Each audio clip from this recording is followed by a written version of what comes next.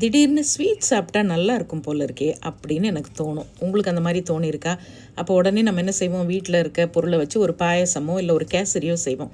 ஆனால் ஒரு கப்பு கோதுமை ரவையும் வெல்லமும் இருந்தால் இந்த சூப்பரான குஜராத்தி லப்ஸி செஞ்சு பாருங்கள். டேஸ்ட் அப்படி இருக்கும், சும்மா தொண்டையில் கரையும். இதுக்கு 2 டேபிள் ஸ்பூன் நெய் எடுத்துக்கோங்க. கொஞ்சம் முந்திரி, கொஞ்சம் பாதாம், திராட்சை வேணாலும் சேர்த்துக்கலாம். பொன்னிறமாக வறுத்து எடுத்துங்க. 1 கப்பு சுத்தமான கோதுமை ரவை எடுத்துக்கோங்க. இப்போ வறுத்த முந்திரியும் பாதாமியும் வெளியில் எடுத்துகிட்டு அதே நெய்லேயே 1 நிமிஷம் நல்ல வாசனை வர அளவுக்கு அந்த கோதுமை ரவையை லேசாக வறுத்துக்குங்க.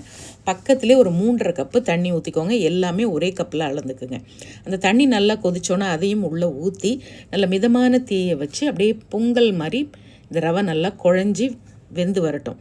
இப்போ 1 கப்பு சுத்தமான வெல்லம், அப்படி இல்லைன்னா நாட்டு சர்க்கரை சேர்த்து நல்லா கலந்து விடுங்க. அப்படியே இளகி வரும். அப்போ கொஞ்சமாக ஒரு பிஞ்சு உப்பு சேர்த்துக்குங்க. இப்போ நல்லா வெந்து வரும்போது 1 டேபிள் ஸ்பூன் மறுபடியும் நெய் ஊற்றுங்க.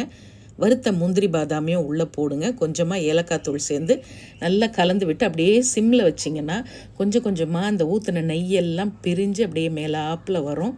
அப்படி ஒரு கமகமன்னு ஒரு வாசனையோட. அவ்வளோதான், டேஸ்ட்டு வேறு லெவலில் இருக்கும். ஈஸியான ஒரு ஸ்வீட்டு. வெள்ளை சக்கரை இதில் கிடையாது, அதுதான் இதில் ரொம்ப முக்கியம். ட்ரை பண்ணி பாருங்கள்.